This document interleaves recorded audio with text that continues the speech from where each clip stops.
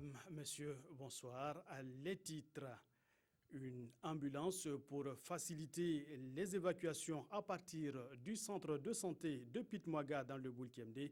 Voilà qui va améliorer les conditions sanitaires du village. Le Père Noël et l'association des ressortissants de Pitmwaga. Les détails dès le début de ce journal. Connaissez-vous le quinoa, pseudo-céréale d'Amérique du Sud, cette spéculation qui pourrait contribuer à l'autosuffisance alimentaire dans notre pays est en expérimentation.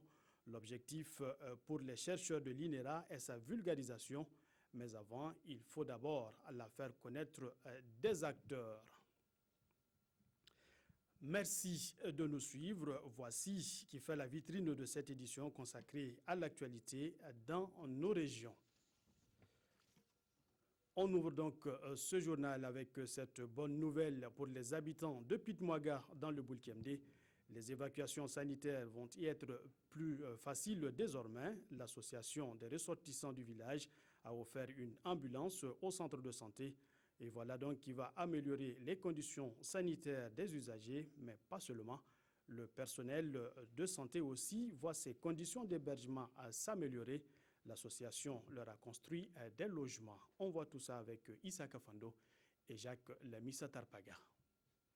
Voici ce qui servait d'ambulance au CSPS, le centre de santé de promotion sociale de Pitmwaga dans la commune de Kokologo, si ce n'est des charrettes tractées par des ânes. Tout cela est un vieux souvenir à présent. Les ressortissants du village ont remis une ambulance au centre de santé. Fini donc le calvaire des populations. Chaque fois que nous sommes de passage ici, nous vivons des réalités malheureuses. Parce qu'il arrive qu'un parent meurt dans une charrette. Parce qu'on tente de l'amener au CSPS. Un an, ça prendra le temps que ça prendra. Et donc, vu ce constat, voilà, nous avons estimé que c'est bon de trouver une ambulance pour le village. La remise de l'ambulance qui donne lieu à cette cérémonie est d'une importance pour le ministre de la Santé. Occasion pour lui de sensibiliser les populations sur les bonnes pratiques afin d'éviter les maladies. Mais surtout, il lance un appel à tous les Burkinabés qui peuvent emboîter le pas des ressortissants de Pitmwaga. Avoir une initiative locale à travers des fils et des filles d'une localité. Et nous ne pouvons pas rester en marge que de venir soutenir en tout cas cette initiative qui permettra à la formation sanitaire de Pitmwaga de renforcer ses capacités logistiques, notamment en ce qui concerne les références et les évacuations. Il n'y a pas que l'ambulance, l'association œuvre aussi à améliorer le cadre de travail des infirmiers. En témoigne ce bâtiment qui servira de logement très prochainement. Santé toujours avec cette préoccupation, celle de la santé reproductive, maternelle, néonatale et infantile, qui est au centre des débats de la coalition Mobiliser les acteurs de la société civile pour un plaidoyer efficace. La réflexion porte sur la question de l'augmentation des ressources dédiées et surtout la transparence dans leur gestion. Pour ce faire, la coalition peut compter sur Amnesty International Burkina. Un dîner de presse a réuni acteurs et journalistes à Ouagadougou pour porter le plaidoyer. Amadou Ilboudo et Nathalie Sawadogo. Selon Amnesty International Burkina, environ 2000 femmes meurent en voulant donner la vie. Pour inverser la tendance, le projet MAX, mobiliser les acteurs de la société civile pour un plaidoyer efficace, rencontre la presse. Une rencontre qui se veut un cadre d'échange et de partage d'expériences pour mieux mener la lutte en faveur de la santé reproductive, maternelle, néonatale et infantile.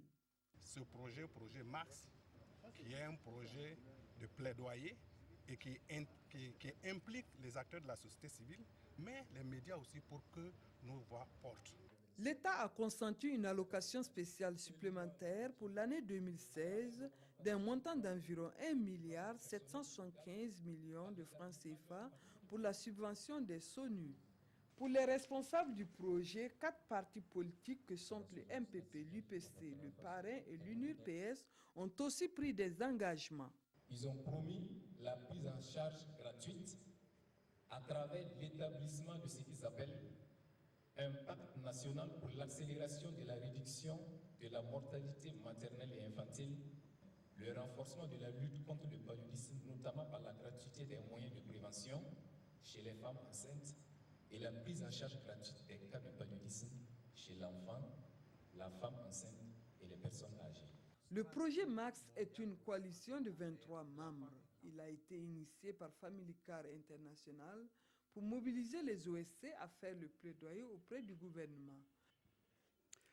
Rendons-nous à présent à Bobo-Dioulasso pour parler de la Journée mondiale des droits de l'enfant célébrée par le Credo, l'organisation chrétienne de secours de développement. Quel rôle pour les acteurs œuvrant dans la promotion et la protection des droits de l'enfant? C'est le thème qui a retenu l'attention des organisateurs. L'occasion était aussi belle pour interpeller la communauté sur le nécessaire respect des droits de l'enfant. Idrissa Warga et Kadourou Menki. Responsabilisation des acteurs pour la promotion et la protection des droits de l'enfant. C'est le thème retenu cette année pour la célébration de la Journée internationale des droits de l'enfant. Le thème qui a été retenu, je pense que c'est l'idéal, voilà, parce que qui parle des responsabilités, parle du renforcement des capacités. Voilà, il faut d'abord que les acteurs même sachent ce qu'ils doivent faire. Il faut qu'ils savent quel est leur part de rôle à jouer dans cette dynamique-là de protection des droits de l'enfant, afin de pouvoir assumer honnêtement leur rôle.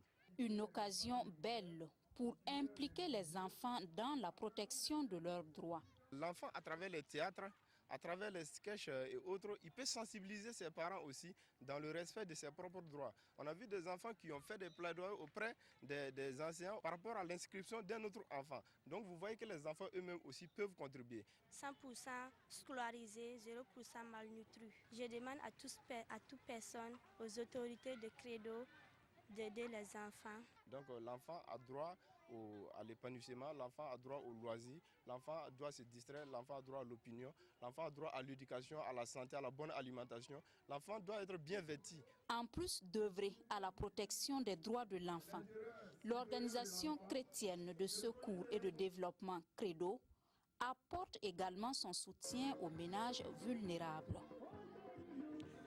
Découvrons à présent cette plante, le quinoa. Je vous le disais en titre, c'est une pseudo-céréale originaire d'Amérique du Sud qui pourrait contribuer à l'atteinte de la sécurité alimentaire au Burkina. La spéculation est encore au stade de l'expérimentation à l'Institut de recherches environnementales et agricoles INERA, mais on pense déjà à sa vulgarisation. Divers acteurs ont reçu une formation à Bobo-Dioulasso sur cette spéculation.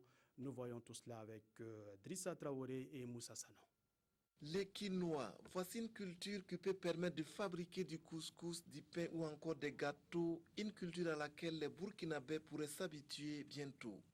Actuellement en phase d'expérimentation à l'INERA, à la station de Farakoba à Bobo-Dioulasso, cette culture est annoncée comme une des solutions à la lutte contre la faim et la malnutrition au Burkina. En attendant, ces acteurs du monde rural renforcent leurs connaissances sur sa vulgarisation. À cette étape de la recherche, on peut le dire, la culture peut être vulgarisée au Burkina, mais il va falloir un certain temps encore. C'est quoi? C'est d'abord que les itinéraires de culture soient au point. Ce projet de culture du quinoa est soutenu par la FAO et le ministère en charge de l'agriculture et de la sécurité alimentaire. La consommation du quinoa nous permet d'éviter beaucoup de maladies. Ça va nous permettre surtout de lutter contre l'insécurité alimentaire au Burkina Faso.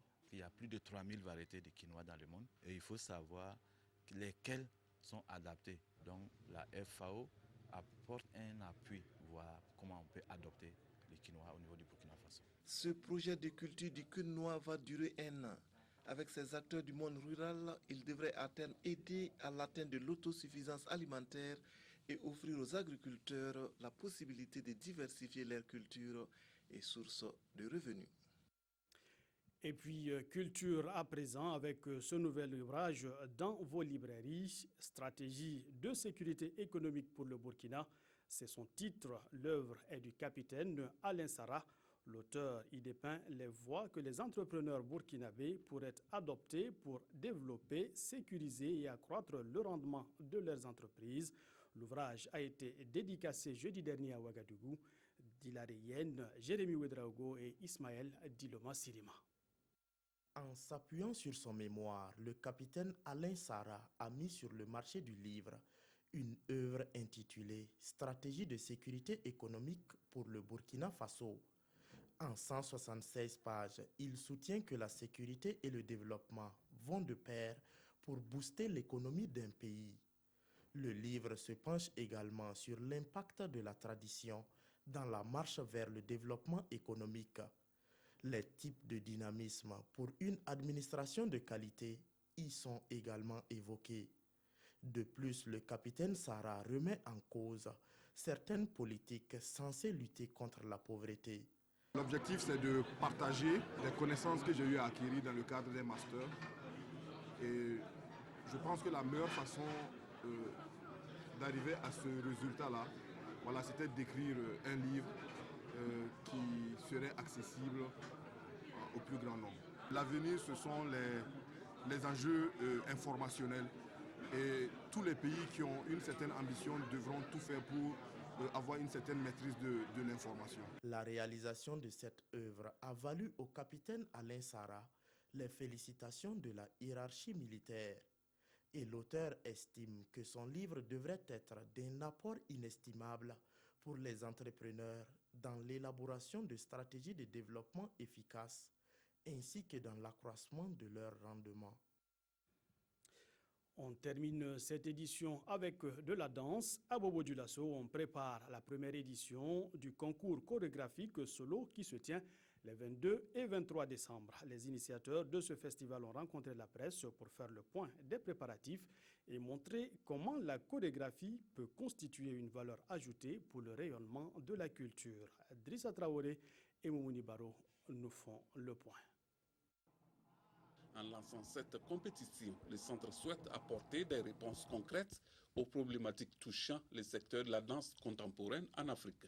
Il s'agit notamment de sa faible structuration, l'étroitesse du marché, le manque d'opportunités et d'ouverture. L'ambition est de créer une forte émulation chez les jeunes créateurs, de célébrer l'excellence et la créativité et finalement de leur offrir un espace d'expression et une ouverture sur le monde.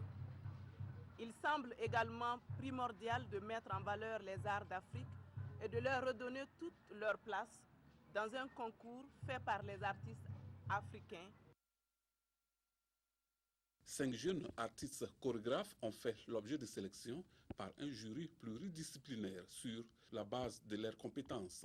Et pendant les 2 jours de compétition, ces finalistes présenteront leur spectacle. Et l'initiateur a profité de l'occasion pour expliquer ce qu'est la chorégraphie. La chorégraphie là, c'est pas comme une pièce de théâtre où tu dois comprendre de A à Z. C'est des images du monde, des images de la vie quotidienne qu'on présente aux gens. Et les gens, à travers ces images-là, ils se projettent aussi dans d'autres choses. C'est pour aider, stimuler aussi la tête des gens pour qu'ils regardent le monde autrement. Un rappel, Ankata a été inauguré en 2014 à Bobo-Dioulasso. C'est un cadre de recherche, de création et de production des arts de la scène. Voilà qui met fin à cette édition. Merci pour votre fidélité. Les actualités reviennent à 20h. Quant à moi, je vous retrouve demain pour d'autres actualités dans les régions.